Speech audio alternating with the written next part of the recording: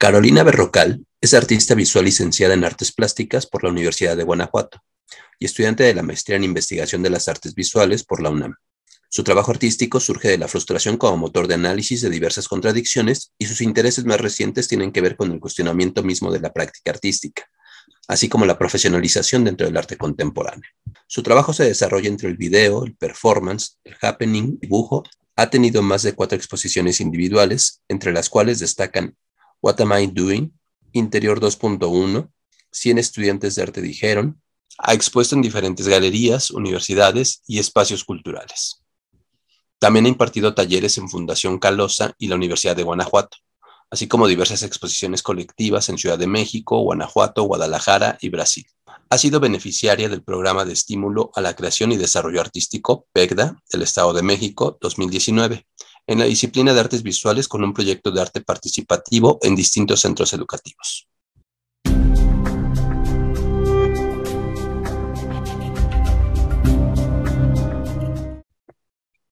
Pues puedo empezar a hablar por lo más actual que estoy haciendo ahora. Pues yo soy artista visual y estudié en Guanajuato. Estuve allá viviendo 8 años. Entonces, mi relación con la Ciudad de México todavía sigue siendo como muy fresca, por así decirlo. Pero crecí en el Estado de México.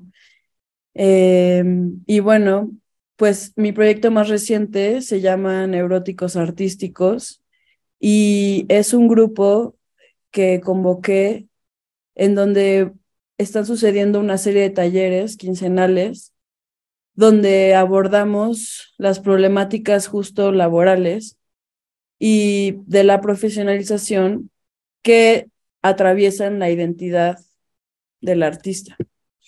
Entonces, invito a otros artistas también a presentar talleres y pues van desde ejercicios, por ejemplo, de improvisación, en donde un artista finge ser otro que también está en el mismo cuarto y empieza a dar un choro sobre sus obras y ahí ya se hace un ejercicio tanto de crítica como de conocimiento o reconocimiento de la obra. Eh, Hay otros ejercicios que simplemente acabamos de hacer uno que lo llevó Cosa Raposo, en donde el ejercicio final fue bailar y cantar con audífonos cada quien. eh, y, y hay otros en donde hemos abordado la envidia, por ejemplo, checado a Boris Groys, checado a ContraPoints. Y bueno, todo empezó obviamente con el testimonio. En la primera sesión fue una sesión de escuchar testimonios de todos los artistas, hablando de su primer acercamiento al arte, de sus problemas con el arte, y así, a modo de, pues, una réplica de estos grupos de ayuda mutua.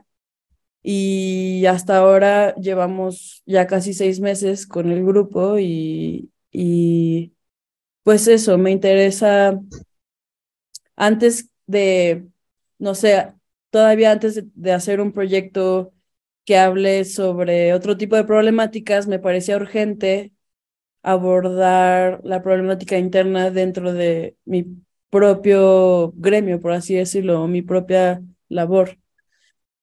Y salir un poco de la depresión también. Entonces, como que me siento como bastante chida con eso en cuanto a que sí me ayudó a encontrar a otras personas, porque pues después la pandemia estuvo muy aislado.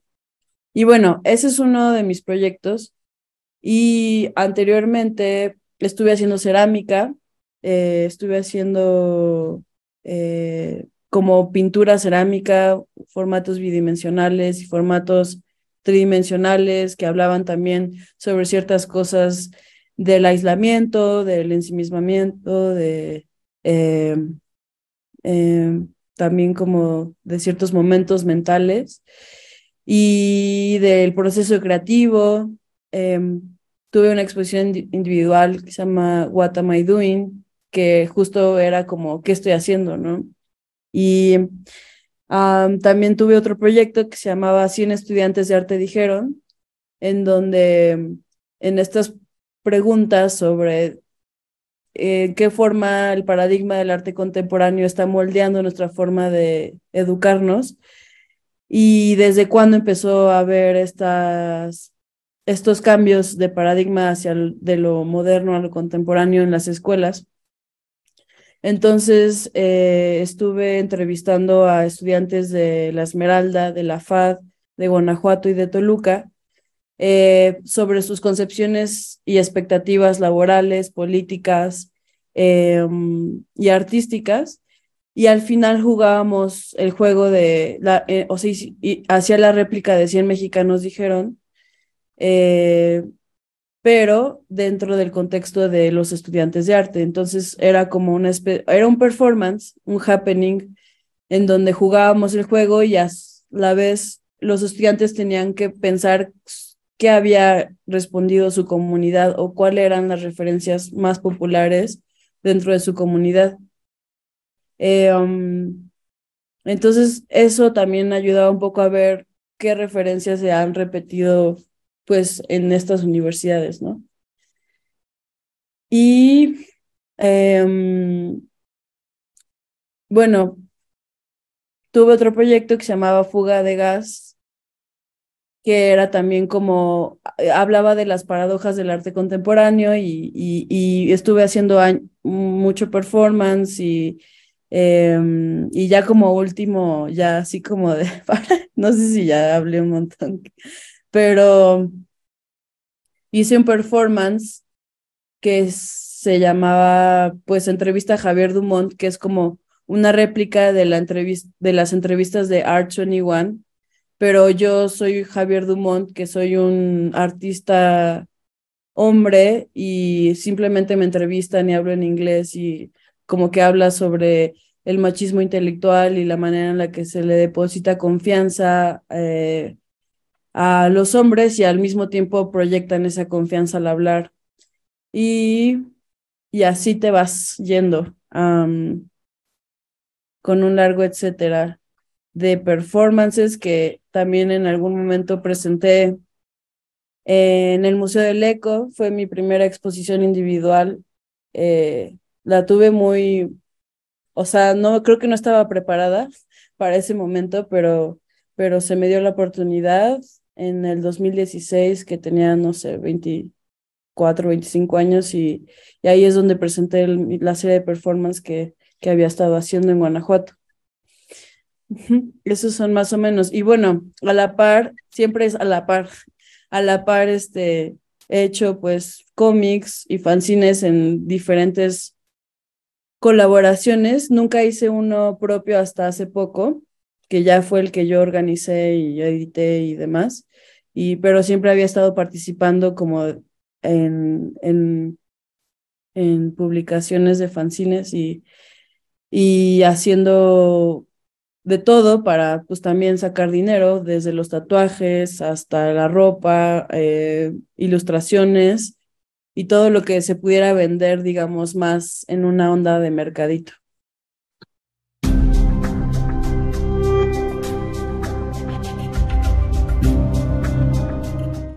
Eso creo que es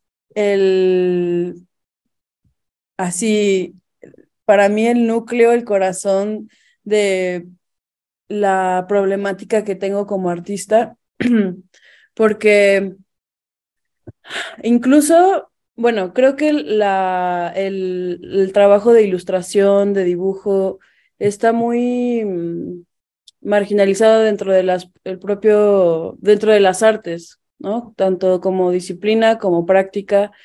Incluso si te metes a Wikipedia y buscas el término ilustración o fanzine, dentro del mismo término como más viral, por así decirlo, mediatizado, viene en su definición que es una de las disciplinas como más estigmatizadas o discriminadas porque como que se le entiende como algo menos formal, ¿no? O menos serio.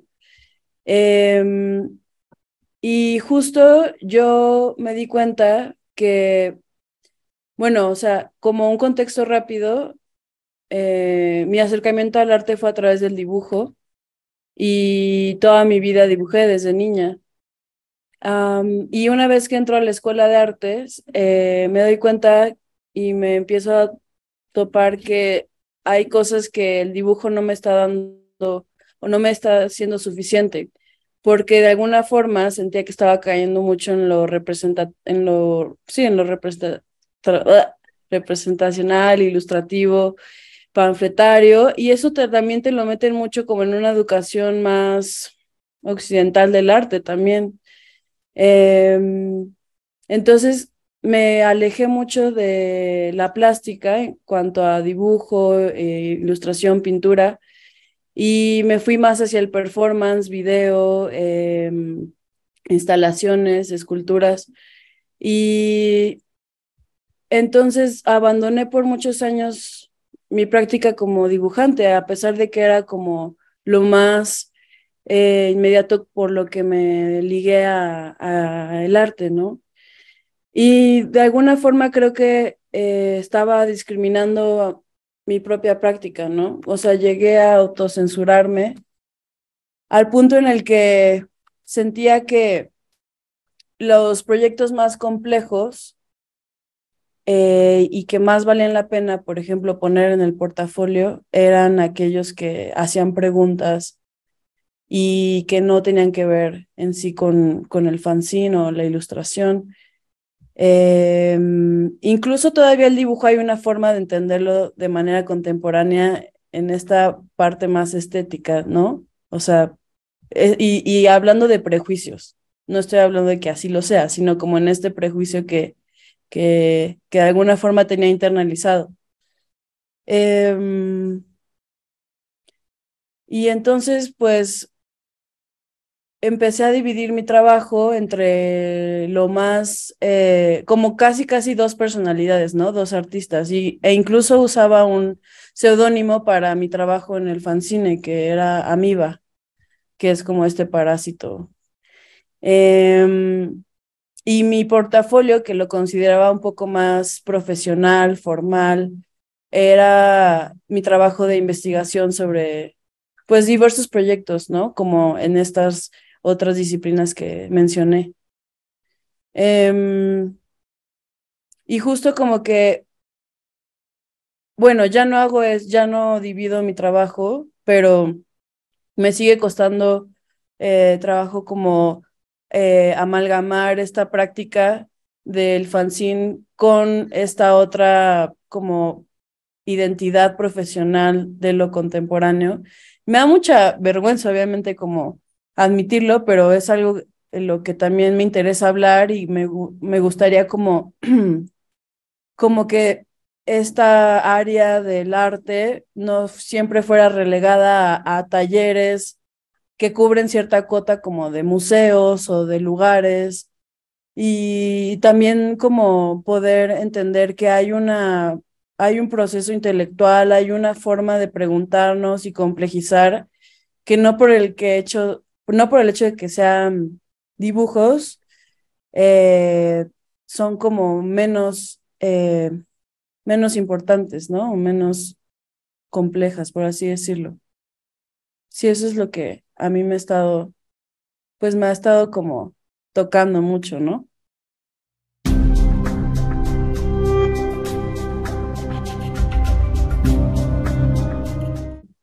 Yo creo que en sí la profesionalización es un problema porque de alguna forma está amoldando las formas de las prácticas artísticas hacia cierta forma de lucir, cierta forma de ser profesional, cierta forma incluso discursiva, eh, de hablar, de pensar, la manera crítica en la que pensamos es una forma también que es ya una forma profesionalizante, eh, que como artista está siendo persuadido todo el tiempo por obviamente cierto mercado y cierta pues profesión, ¿no?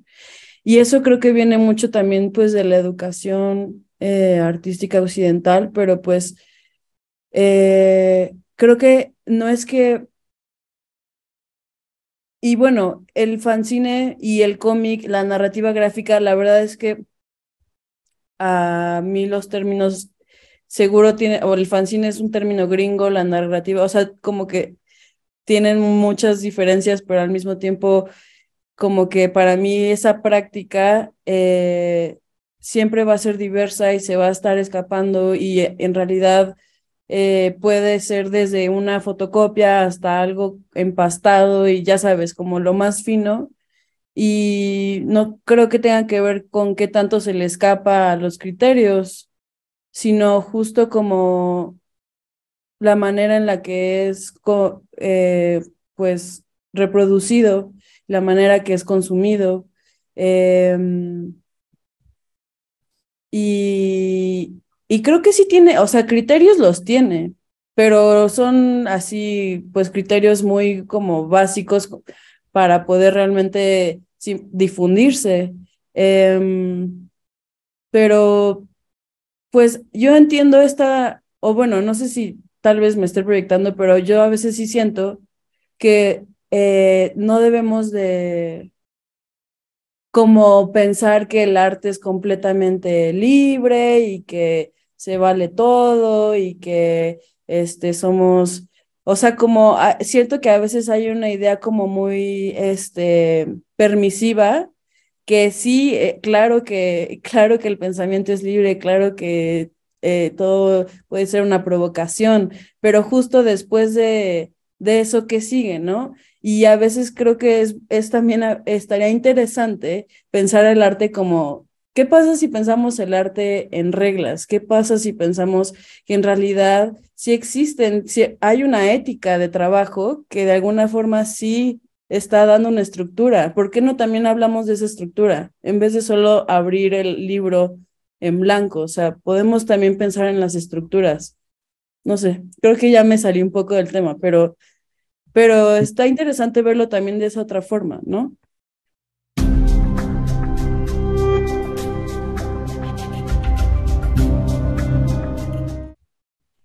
Me ha ido mal al principio, claramente. Bueno, no claramente, en mi mente es muy claro, pero me he dado cuenta que, bueno, creo que una regla básica que he aprendido con los años es no des tu opinión donde no te la están pidiendo, pero ya hablando en términos como más, no sé, epistemológicos generales. A mí me gusta mucho también hacer la crítica de la crítica, porque siento que hay una crítica muy básica también que tiene que ver con esta forma de denunciar el espectáculo, el consumismo, el capitalismo, que termina siendo a veces un poco muy berrinchuda la forma en la que esa crítica funciona. Y yo le llamo un síndrome de odio a la Navidad, porque es, claro, odias a la Navidad porque es una época en donde las empresas los monopolios van a venderte el afecto, todo eso ya lo sabemos, pero a quién no le gusta comer pavo, o sea, a quién no le gusta ponerse el suéter de la abuela, o sea, hay como para mí ciertas cosas que la crítica también ya está a veces muy oxidada en cierto sentido y en como que hay un espacio de denuncia que deja las cosas en un terreno muy estéril. Y creo que justo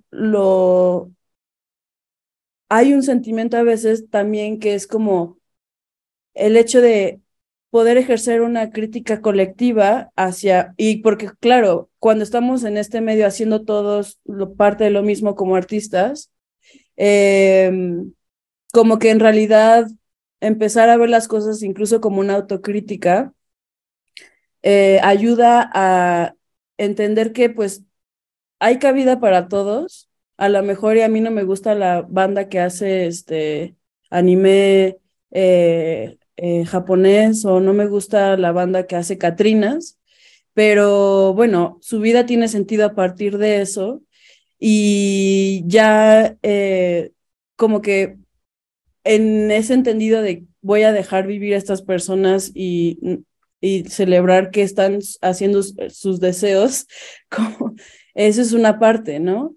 Pero otra es que entiendo que hay una forma como, y creo que también es cultural, de ser como muy por debajo del agua, el criticar muy por debajo del agua, cuando podríamos estar teniendo conversaciones más constructivas sobre nuestro propio trabajo, ¿no? Um, pero pues creo que justo cada cosa que enunciamos, yo pienso que cada cosa que enuncio de una manera crítica, también me la estoy diciendo a mí misma y son cosas que necesito escuchar. Y, y sí, a veces todavía no logro entender muy bien la diferencia entre, por ejemplo, en el arte, en qué momento se acaba el gusto y en qué momento empieza a hacer una crítica que no tenga que ver con tu gusto, porque a veces la objetividad también está muy velada, ¿no? O sea, como que esta falsa distancia bueno, yo voy a criticar algo a partir de una distancia objetiva, a veces eso también es muy engañoso, ¿no?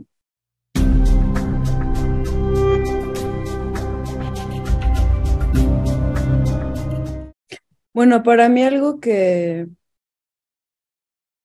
es como una constante es que en el momento en el que empieza a sonar dogmático, ahí yo ya sospecho, ¿no? Y también la obra de Ana Barreto es vigente, pero estaría interesante también tener estos cruces generacionales con obra que no estuviera tan vigente, o sea, con obra que a lo mejor tuviera ciertos tintes misógenos, ciertos tintes, no sé, que hablaran de temas que, donde cuando la televisión era pues otra como protagonista o, en fin, y aún así como ese tipo de correspondencia existe, por más que no sea vigente, porque podrían darnos otra perspectiva, punto de comparación.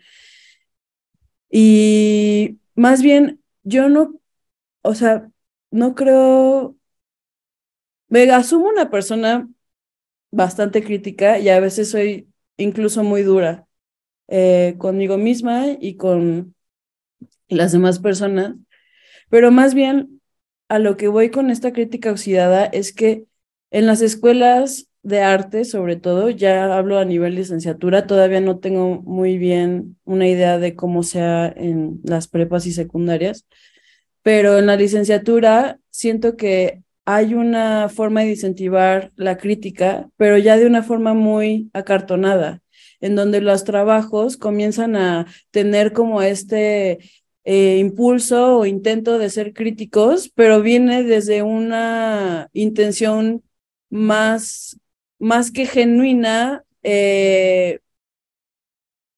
muy acartonada, o sea, eso es a veces a mí lo que me daba la impresión, ¿no? Con ciertas obras. Como, o sea, podemos resumir esto a como, por ejemplo, lo estético de lo político, como las obras politizadas de alguna forma también ya son cosas que se han vuelto una estética y de alguna forma esas obras ya están insertadas en el mercado eh, contemporáneo y eso como es recibido en las escuelas en donde pues se aprende a hacer obras que lucen como tal, que se escuchan como tal, pero vienen de lugares como para mí a veces muy sospechosos. Entonces, como que esta forma de incentivar la crítica a veces hace pues seres completamente acríticos, no sé, lo traigo como muy, digamos que es un trauma. Este, pero pues en sí creo que sobre todo en el arte no estamos tan acostumbrados a tener diálogos más frontales sobre nuestro trabajo y todo se da a modo de chisme, todo se da a modo a forma de conversaciones más informales, tras bambalinas. Y a veces ha habido proyectos interesantes que juntan esta parte íntima de la plática, pero lo logran llevar a revistas, por ejemplo. O por ejemplo, acabo de ver un cómic de Yuri Peña. Ella, pues ya sabes quién es, porque es una artista como de mi edad también, que hace tiene su producción es centrada justo en el cómic y también tiene esta corte feminista. O ya no sé si ella está de acuerdo con ese término, pero bueno. Y tiene un cómic que justo habla de unas chicas en la escuela de artes, ¿no? Entonces, como que he estado viendo que hay formas de conversar y de ejercer ciertas críticas que todavía tienen como esta como sensación de intimidad o de atrás del escenario, pero ya logradas en obras, ¿no? Y son difundidas. Eso se me hace interesante.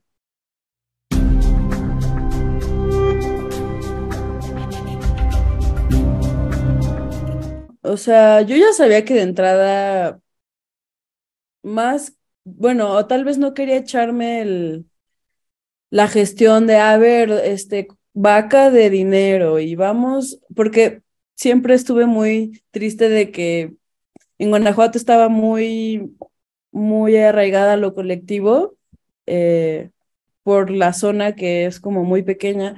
Y acá llegué y dije, ay, no tengo familia, no tengo colectivo, me sentía como muy desarraigada. Pero dije, "Ah, me lo voy a aventar yo sola porque necesitaba hacerlo de alguna forma". Y entonces, pues yo lo financié con mis ahorros y también digo, no, el papel y la impresión no es como tan fino ni nada. O sea, yo vivo en Chabacano, lo imprimí pues en Chabacano, donde supongo que todo el mundo va a imprimir desde serie a lo que sea. Em, y pues tenía una obsesión por ciertas curvas al dibujar y después de esas curvas se fue dando globos y de los globos fueron musculatura, y el cuerpo pues siempre me gustó deformarlo mucho como muchos de los artistas. Entonces, como que quería hacer una convocatoria que en donde los artistas dibujaran a mujeres fuertes, mujeres mamadas. Pero claramente todo se va expandiendo y de las mujeres mamadas la premisa fue la fuerza y lo que entendieras por fuerza, ¿no? Pero quise mantener pues el nombre de mamadas porque me parecía pues un chiste, ironía y obviamente pues un doble sentido, ¿no? Entonces mantuve el nombre, pero el concepto ya se abrió un poco más en la convocatoria. Entonces fue la primera vez que dije, wow, la gente sí se prende. O sea, sí me llegaron pues varios dibujos y gente desde poesía hasta fotografía, y dibujos sueltos y cómic. Entonces, pues claro, lo hice en blanco y negro porque fue lo más barato también. Y ya eso fue, y pues lo estuve distribuyendo, lo presenté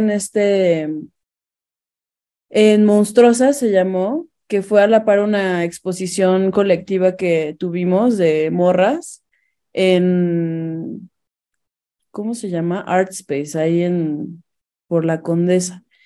Y ahí presentamos una serie de pinturas, esculturas. Yo presenté unas esculturas y ahí presenté también, hubo un mercado de fanzine que estuvo a cargo la curaduría de Liz Misterio. Y Liz Misterio, pues ya lleva muchos años en esto y, y nos convocó a todas y se armó el mercadito y estuvo bien chido. Y pues ahí vendí algunos, pero obviamente me quedaron muchos y se me ha como, o sea, ya me salí un poco del circuito esto de los mercaditos porque me puse a hacer estos otros proyectos de investigación. Entonces pues ya no me dio la vida, pero pues quiero retomar ahora y quiero hacer una compilación. Pero pues yo creo que con el dinero que junté, digo, ya me lo gasté, pero,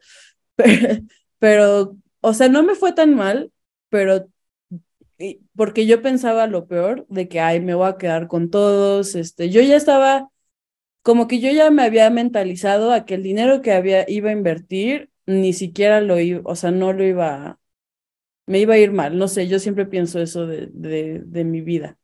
Pero según yo es mejor que pienses siempre eso, porque así cuando te vaya bien te emocionas más. Pero, este, ajá, entonces no me fue mal porque sí, pude generar lo que invertí.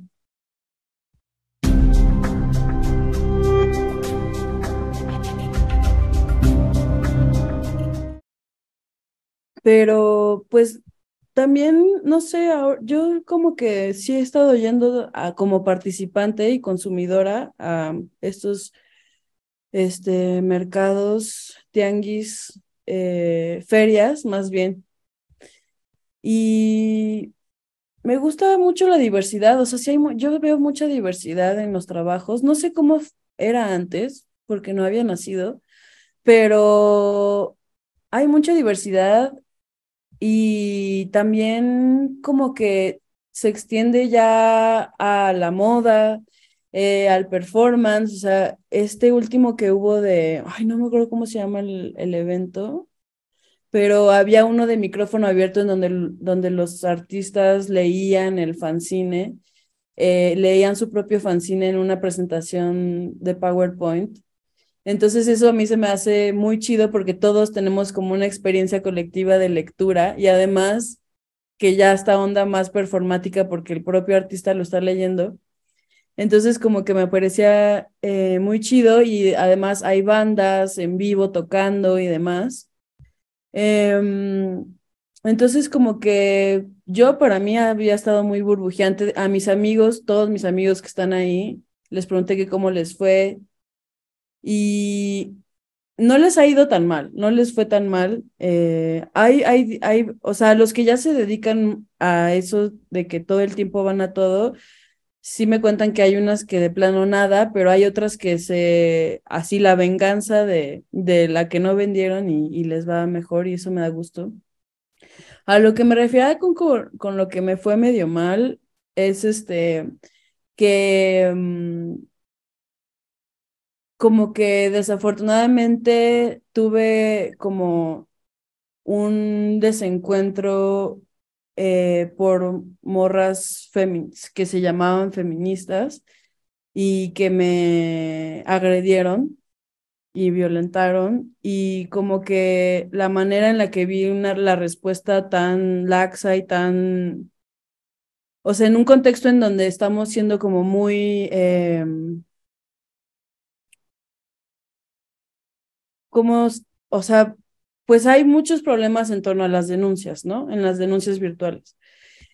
Y yo sí soy partidaria de que esas denuncias han sido necesarias, que vienen de un lugar legítimo y que tienen muchas problemáticas, pero que de alguna forma existen por algo y que más bien debemos de hacer un trabajo de seguimiento en torno a eso, ¿no? No, claro que la cancelación es una cosa en donde se queda algo muy muy huérfano y a veces me gustaría que pudiera haber una especie de seguimiento en torno a las denuncias virtuales.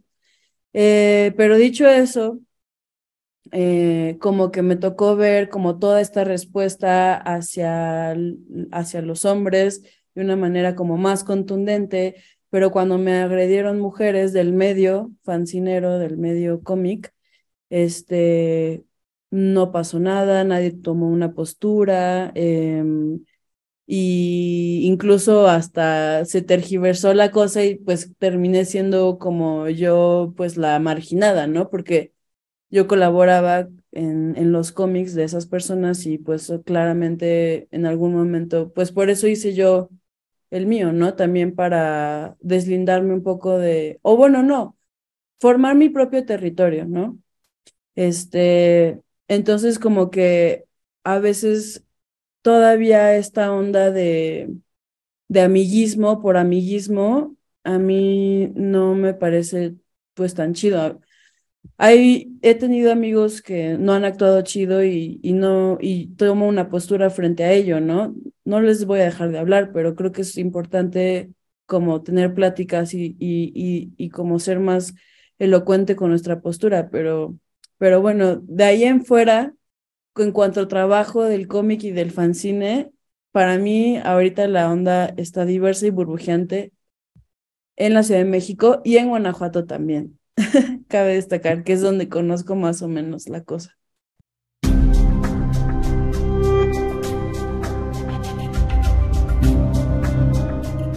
Bueno, voy a decir primero autoras y autores, pero después quiero hablar sobre la onda de convencer. Eh, pues así las que se me vengan, que voy a enunciar así personas que son también mis amigues y amigos. Eh, Yuri Peña, Inés Estrada, que también lleva mucho en el medio, Abraham Taco de Mierda, que es difícil, yo creo, como porque lo censurarían, pero de alguna forma creo que incluso esta onda de ser como más alternativo le llamaría la atención a los adolescentes. Eh, um, Bueno, también Ana Barreto ya queda entendido que también les volaría la cabeza. Apolo Cacho, que para mí sigue así, como que siempre que veo su obra me gusta mucho quedarme en ella por un rato.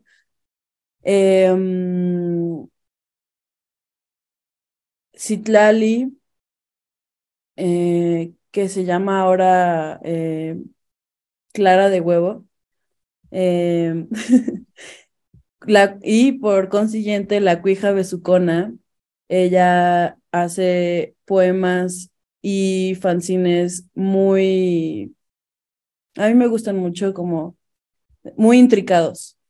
Tiene uno como que es una espada, y la espada está llena de letritas así, se ve muy chido y además está muy chido en contenido. Ciaña Arellano, que ella, como que siento que tiene mucha audiencia como y un lenguaje más del internet.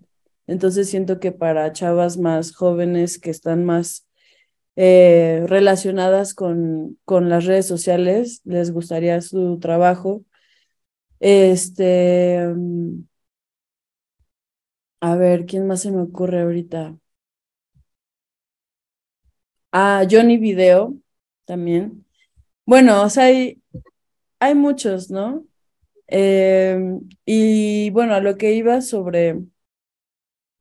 sea, yo creo que, bueno, para empezar, ser profesor de secu y de prepa y es así un reto que ni o sea, a mí se me hace un trabajo muy cabrón y que, en fin, ya lo sabes, ¿no? Tú lo sabes. Además de que te chupan la energía, me imagino, de cada clase has de salir sin alma, así, ¿no? Porque imagínate tantos ojos viéndote y tanta energía retenida en un mismo espacio.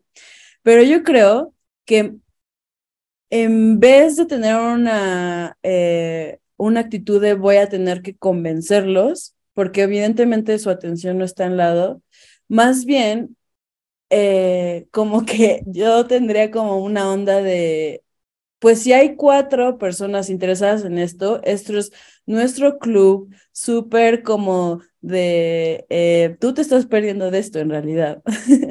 Y, y como que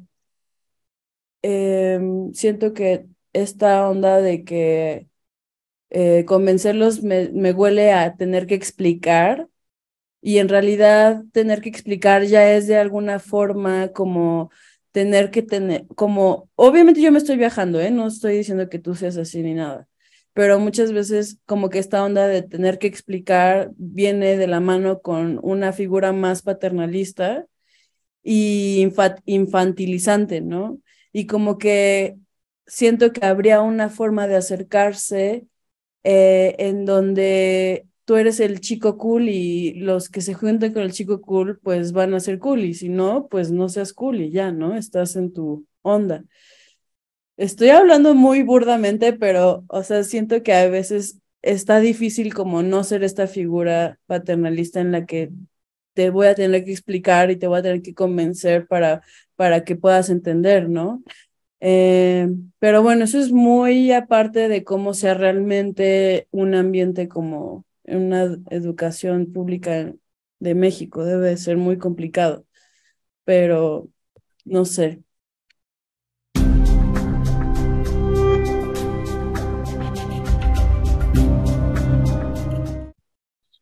De dibujo, de fanzine, pues ahorita he estado teniendo como una serie de buitres y de murciélagos que estoy como tratando de hacer una especie de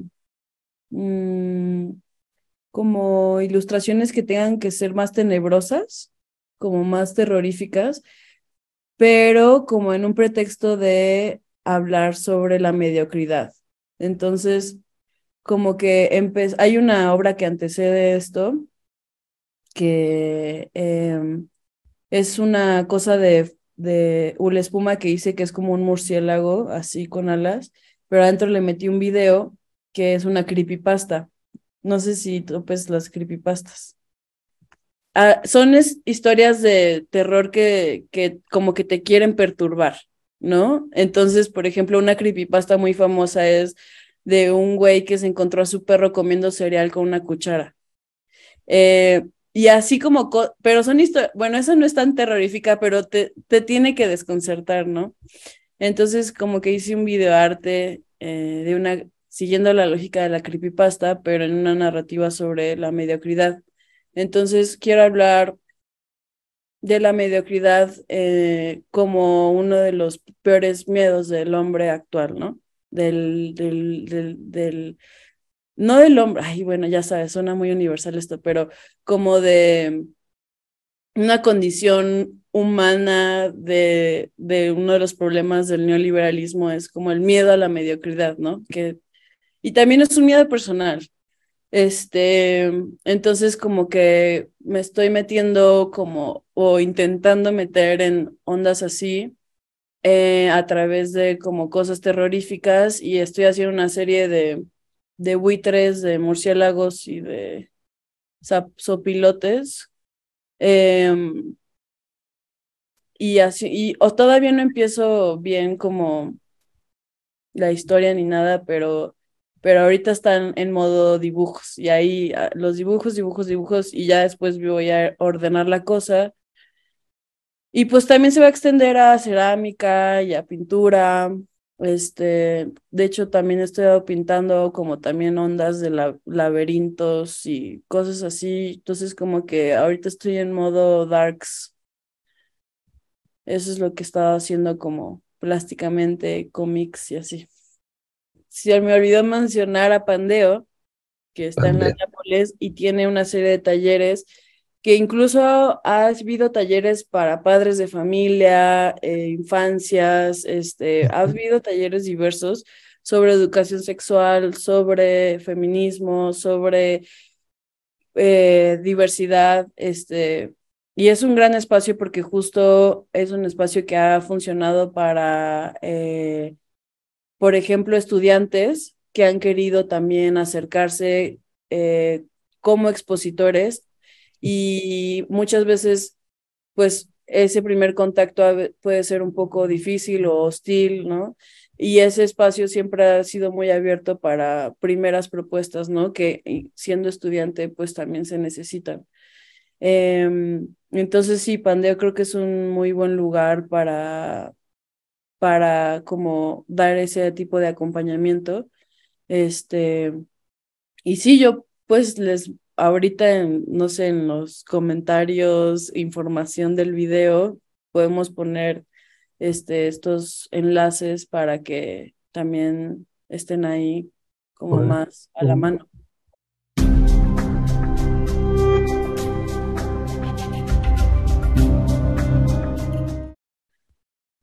Pues solo quiero comentar que está chido que a pesar de que te sea como difícil dialogar a veces con las juventudes, tengas como todavía la chispa prendida con dialogar en general, con todos los artistas, y que creo que eso siempre es como una ventana abierta a cualquier persona que esté interesada en conocer el trabajo de más personas, ¿no? Y ser un puente es muy chido y creo que está bien que te lo digan en voz alta.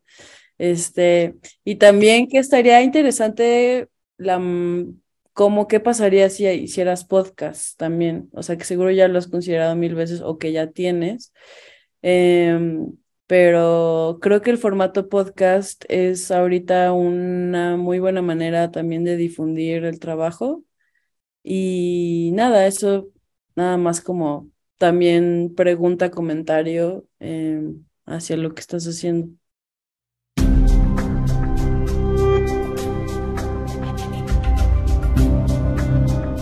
Pero tengo un Tumblr que se llama carolinaberrocal.tumblr.com, que procuro que sean cosas que no se ven en Instagram, porque son cosas de proyectos que se despliegan un poco más, que no necesariamente son de solo una imagen, que también hay un texto más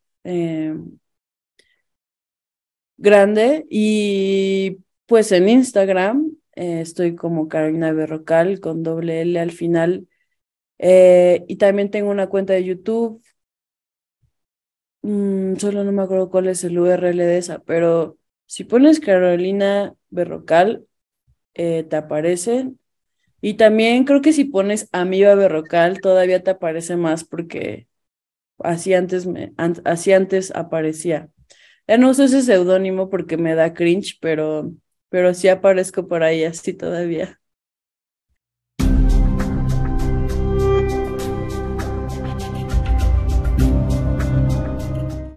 Y un saludo a Ana, Barreto, la queremos mucho, y a todos los amics.